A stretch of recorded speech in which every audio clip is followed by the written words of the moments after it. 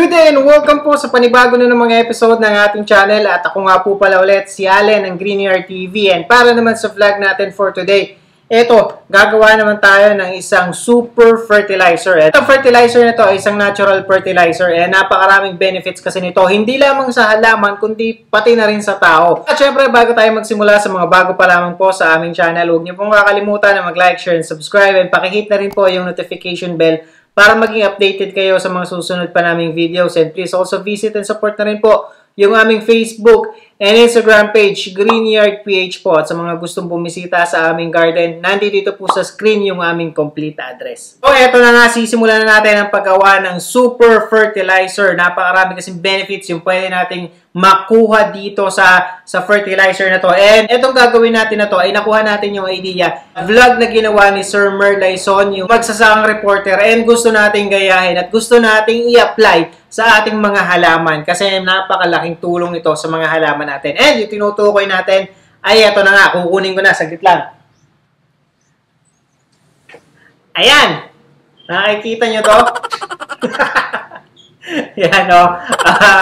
Ito ang ating tinutukoy, itong malunggay. Kumuha na ako ng napakarami. 2 sanga na yung kinuha natin. Sana lang hindi mapanood ng kapitbahay natin kasi maubos yung malunggay niya. Pero hindi, joke lang. Ano to? Tawag dito, pumiraso lang ako ng konti. And kumuha ako ng 2 branch. Kasi ano na rin naman, kokonti na yung dahon niya dun sa isang puno. Kaya yun. Medyo kailangan natin kasi dito marami dahil ang kukunin natin sa kanya ay yung katas. So, ano ba yung mga kailangan natin para magawa itong ating super fertilizer? 1 litrong tubig. Ganda kung yung tubig na gagamitin natin ay napasingaw na natin. Based na rin dun sa vlog ni Sir Mer Laison. So, pasisingawin natin para at least sumingaw yung chlorine na meron dun sa tubig. And ano pa ba? Yung syempre yung paglalagyan. And then blender. Para makuha natin yung katas ng malunggay, para makuha natin ang puro. Kasi katas yung kailangan nating makuha sa kanya. Siyempre, yung malunggay mismo. Ang gagawin lang natin, pipira-pirasoyin lang natin o kukunin natin itong mga dahon. Yan.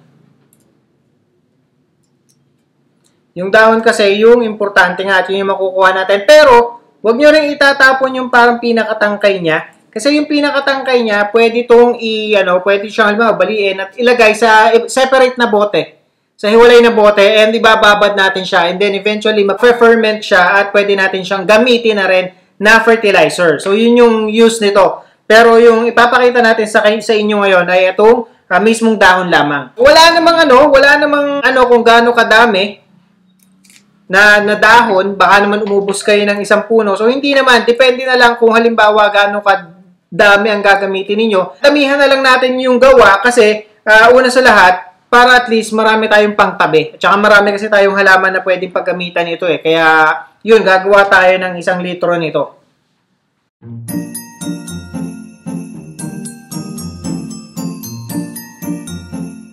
Kaya naman siya tinawag daw na super fertilizer kasi superfood ito pagdating sa tao. Kaya ganun din. Kung pwedeng i-apply sa tao, pwede rin nga naman sa halaman. And ang maganda mo sa kanya, based na rin kay Sir Mer Laison, ay yung halimbawa, sa orange. Ang orange ay 7 times na mas maraming vitamin C itong malunggay compare mo sa orange. And then, pagdating naman sa potassium, kasi meron din siyang potassium, 15 times daw pala na mas marami ka makukuhang potassium dito sa malunggay compare mo sa saging. Meron din siyang protein, meron din siyang iron, meron din siyang amino acids. So, may mga antioxidants din siya. Ang daming benefits yung makukuha mo dito. Kaya naman, isa sa pinaka-healthy pagkain itong malunggay. And ang isa pa, nagtataglay din ito ng mataas na root hormone properties na maganda na nakakatulong para makapagpabulaklak at makapagpabunga ng halaman. Yun yung tinataglay nung katas ng dahon ng malunggay.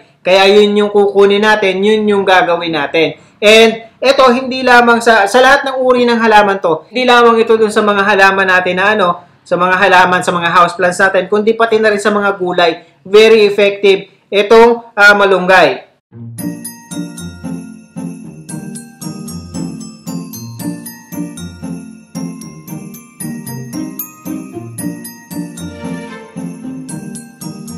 So ayan na, natapos na natin, nahiwag na natin, na isa-isa na natin yung mga dahon ng malunggay. And medyo marami yung kakailanganin mo kung halimbawa medyo maraming halaman yung ating paggagamitan nito. And ito naman sa tingin ko makakaisang bote na siya. And panoorin nyo kung paano natin siyang gagawin. At pagkatapos, ang kagandahan mo naman sa malunggay, madali naman kasi siyang itanim, pasibulin. Maaari kayong magkaroon kasi kumuha lang kayo ng isang sanga ng malunggay, itusok nyo sa lupa. Eventually, magiging puno siya. Para siyang puno ng kakawate. Kung alam nyo yung kakawate, yun, sanga-sanga lang siya, tusok lang siya. Eventually, mabubuhay na siya. Yun yung kagandahan mo sa mga malunggay. Tsaka, pwede mo siyang ilagay talaga sa kahit na anong sa kahit na anong pagkain kasi nga napakasustansya nito.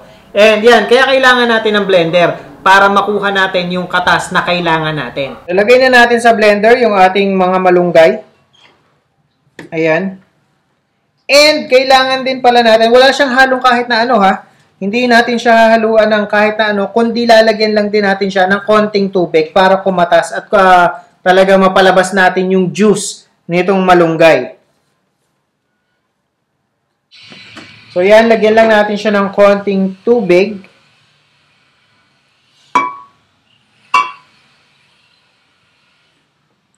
Pagkatapos, i-blender na natin siya.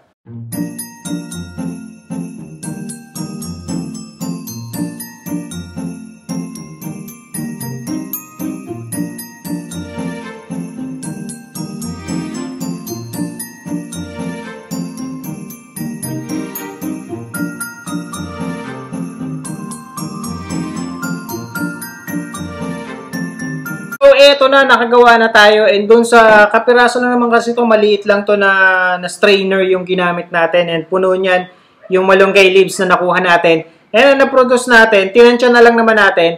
And pwede naman siguro nating dagdagan pa ng konting tubig yung ating blender na malunggay. And eto na yung kinalabasan. Ayan, kita nyo naman, puro at color green talaga. Tsaka malapot, malabsak yung yung texture niya. So, ang paggamit nito, hindi siya hindi natin siya ididilig ng ganito. Ito pala ay ihahalo natin sa pandilig natin.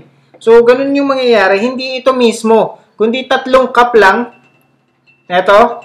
So, dito, pwede naman din daw sumobra. 3 cup lang nito sa 1 litrong tubig. 3 cup lamang nitong ating puro na malunggay yung ihahalo natin sa 1 liter na tubig na gagamitin nating pandilig doon sa ating mga halaman. And dalawang klase kasi o dalawa yung pwede natin gawin. It's either pwede siyang pandilig at pwede rin siyang pang-spray. So kung halimbawa, ito kasi pangdilig lang natin to. Kung halimbawa pang-spray yung gagawin natin sa ating mga halaman, much better kung halimbawa meron kayong pino na strainer o kaya ay sasalain nyo. Kasi hindi natin siya pwedeng gamitin na ilalagay lang sa pang-spray. Kasi kahit pa sabihin mong durog at pino na yung dahon ng malunggay, ganun pa rin matitira pa rin siyang solid na texture na maaaring bumura doon sa pang-spray natin. So, kung gagamitin yung pang-spray, salain nyo muna bago natin, bago tayo kumuha ng ganun ding amount, 3 cup sa 1 litrong tubig, yun yung gagamitin naman natin pang-spray. Mas gusto ko kasi na gamitin siya na pandilig kasi, mas direkta na. Diba? So, yun. Kaya yun yung gagawin natin. Papakita din natin sa inyo yung kung saan natin siya ididilig ng mga halaman. So, ayan, magsasalin tayo dito sa ating gagamitin pandilig. Pwede naman ngang sumobra. So, meron tayong isang tabo. Siguro, kulang-kulang 1 litro. Kita nyo, ang lagkit, Ayan. So, ganyan yung mangyayari dito. Kahit may kasamang buo-buo ng konti, walang problema. Gagawin ko ng 3 cup kasi pwede namang sumobra So, wala namang magiging problema siguro. Tapos, haluin lang natin. Uy, sayang, Ayan, may natira pa dito. Sama na natin. Ayan. Tapos, syempre, haluin lang natin yung tawag dito, tubig na nilagyan natin ito.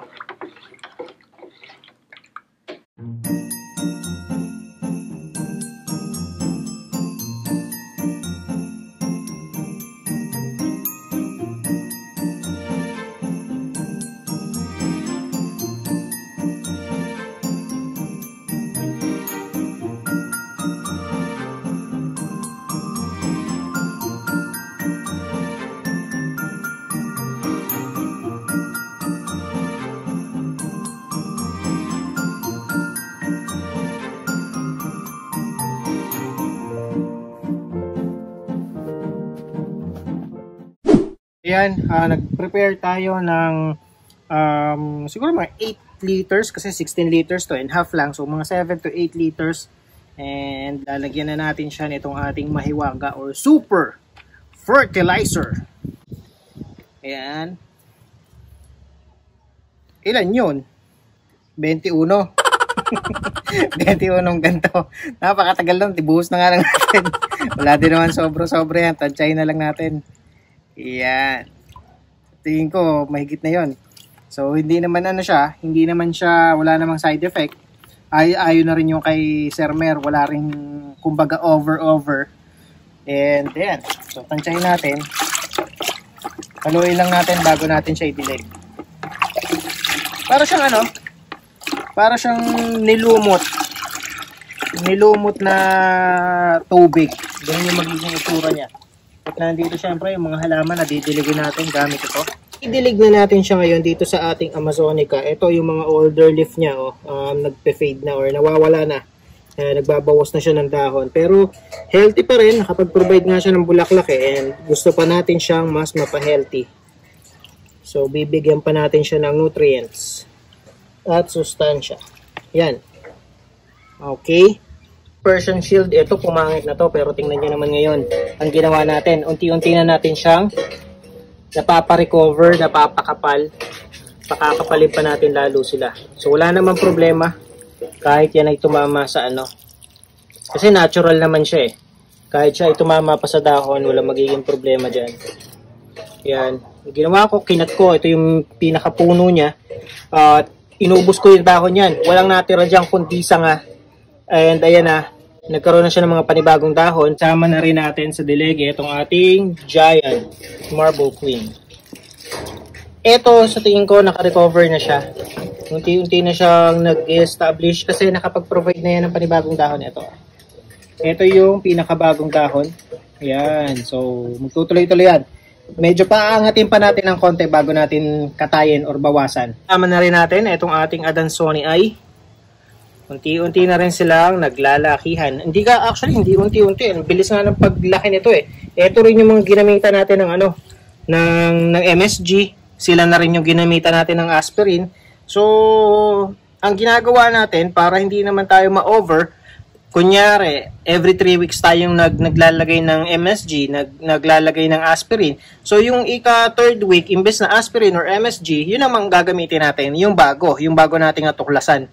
And ayan, nakikita nyo naman mismo yung resulta doon sa mga ginagawa nating mga natural at saka mga organic na fertilizer. Na rin dito sa ating silver sword at saka dito sa Peru. Yan, gagawa tayo ng separate vlog dyan kasi naglalakihan ang mga dahon yan. And etong ating mga, natatandaan nyo to? Yung ating mga tinusok lamang na wala ng dahon na pero unti-unti na siyang lumalabas. Although mabagal, sana ito makatulong to, makapag-boost to ng paglaki nila. Yan, hindi naman kasi natin ito nilalagyan before kasi syempre hindi pa natin alam kung may ugat na ba siya or ano. Pero ngayon subukan natin since sa tingin ko established na yan. And diligin na rin natin itong ating mga caladium. Ayan, nakikita nyo medyo dry yung ano niya, hindi pa nadidilig talaga. So tamang-tama, ito na yung magsuserve tubig nila. Ang kagandahan mo ay meron ng kasamang fertilizer. Yan, uhaw na uhaw.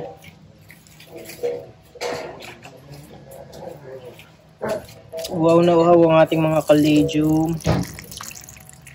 Ito nga, siguro na-stress sila.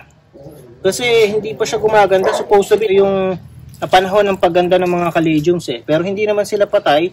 Talaga lang natatalo ng mga aphids. Ayan o. Hindi, kumbaga bumagal lang sila sa paglaki. Malamang kulang yung nutrients na nakukuha din nila. Bukod sa sila ay stress. Ito isang to. Maliit lang yan pero gumaganda na o lumalaki na. And then ito yung ating mga pinropagate. Kita nyo naman nabuhay na. And lastly, ayan. So eto na, tapos na. At eto na yung ating finished product and nai-apply na rin natin siya sa ating mga halaman. So kita nyo, walang gastos. Kasi yung malunggay naman nakukuha lang natin sa kahit saan. Lalo na kung malimbawa may tanim kayong malunggay sa gilid ng bahay ninyo. Pipitas lamang tayo at wala na tayong dapat bayaran. Ang kailangan lang natin gawin Ang kailangan lang nating ihanda, blender. Pwede naman sigurong mano-mano, kaya lang yung Almirez. Kaya lang, syempre, medyo matagal yun eh. And kung may blender naman kayo sa bahay, bakit kayo magtsatsaga doon, di ba? So, ayan. Mura na, wala pang bayad, tapos super fertilizer pa. So, eto, DIY. Ito yung isang paraan para makatipid tayo, makamenos tayo, tapos very effective pa yung ginamit natin na fertilizer. At organic siya, all natural siya. Kaya, ayun, mas maganda, di ba? At walang kahit na anong side effects sa ating mga halaman. At saka ito, tingnan nyo, ayan o, matagal-tagal nyo nang gagamitin to. Kung halimbawa, hindi naman ganun kadami yung halaman nyo sa bahay, wala din naman sinabi na or kahit sa halaman nyo naman i-apply to, pwede naman. And, ayan, matagal-tagal nang gagamitin yung ganito kasi kung tatlong cup lamang sa 1 litro, maliban na lang kung marami nga yung halaman ninyo, medyo ano pa rin, mapaparami pa rin kayo ng gamit. Pero gayon pa man, libre naman kasi ito eh. So kahit gumamit kayo ng medyo marami, ay walang problema. Kailangan lang natin gumawa ulit. So damihan na lang natin. Kung halimbawa maraming halaman, edi mas marami yung gawin natin. So yun lamang po, and I hope nakatulong at nag-enjoy kayo sa panonood ng video na to. And again, sa mga bago pa lamang po sa aming channel, huwag niyo pong kakalimutan na mag-like, share, and subscribe, and pakihit na rin po yung notification bell para maging updated kayo sa mga susunod pa naming videos. And please also visit our Facebook and Instagram page, Greenyard PH po, at sa mga gustong bumisita sa aming garden, na andito po sa screen yung aming complete address. Magkita-kita po ulit tayo sa susunod na episode ng Greenyard TV, and thank you for watching.